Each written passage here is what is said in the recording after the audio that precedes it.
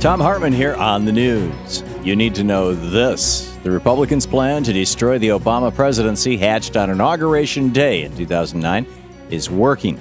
New jobs numbers are out, showing the economy only added a dismal 80,000 jobs in June, which wasn't enough to move the unemployment rate down from 8.2%. The numbers come in well below economists' expectations and suggest the economic recovery is slowing considerably as the effects of the 2009 stimulus package wear off. But rather than sign on to more desperately needed stimulus, Republicans would rather watch the economy tank, knowing that if it improves, that hurts their election chances in November. On top of that, just like in Europe, we're starting to see the damaging effects of austerity as once again the public sector shed jobs in June, adding to the more than 600,000 government workers who've been laid off in mostly red states since President Obama took office. This is economic sabotage, and since it's leading to millions of Americans suffering, it's no different than treason. In screwed news, the Greek people are once again getting a raw deal. Despite promising to renegotiate the bailout deal to soften austerity measures coming down the pike, the new conservative coalition government in Greece is moving forward with harsh new spending cuts. Even though the New Democracy Party supported the bailout and austerity program during the campaign, the party did promise to soften the austerity blow and have the spending cuts spread out over 2 years rather than inflicted immediately. But now, in the face of opposition from creditor nations like Germany, Greece is dropping its demands and accelerating austerity that has already leveled the Greek economy, shooting unemployment up above 20%. At least now, for the first time since this crisis began, there's an alternative to austerity taking root in nearby France, where the socialists have taken control and are promising to increase wages for working people while forcing the super wealthy to pay their fair share in taxes again. Let's hope France succeeds. The whole European continent depends on it. In the best of the rest of the news, Republican governors around the nation are putting politics ahead of the lives of their constituents. At least 15 Republican governors have promised to opt out of Obamacare and not take free money from the federal government to expand their Medicaid programs to cover more of the uninsured. In Republican southern states, adult uninsured populations are projected to shrink by 50% under the expansion, but governors are saying no way. For example, in South Carolina, where Medicaid expansion would reduce the uninsured population by 76%, Governor Nikki Haley is turning down the funding.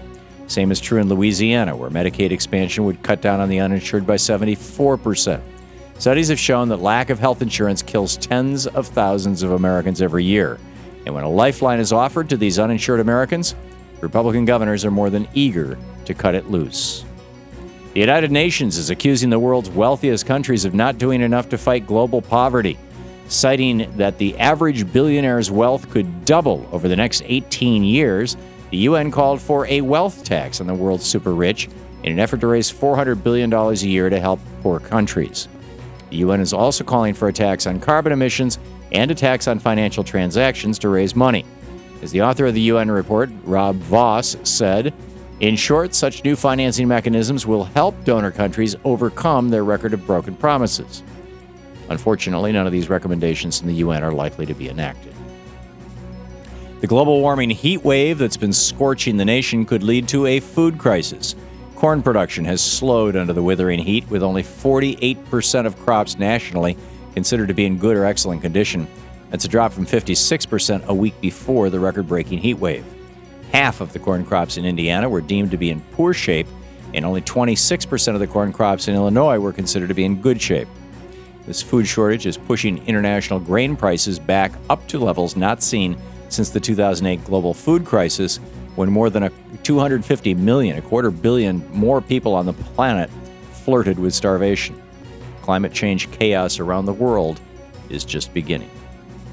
For generations, marijuana has been considered the ultimate gateway drug, but a new study out of the Journal of School Health disproves that theory and actually finds that alcohol, not marijuana, is the ultimate gateway drug.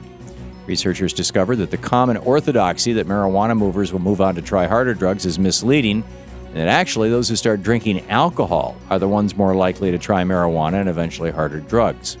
The study showed that seniors in high school who consumed alcohol at least once in their lives were 13 times more likely to try cigarettes, 16 times more likely to use marijuana, and 13 times more likely to use harder drugs like cocaine.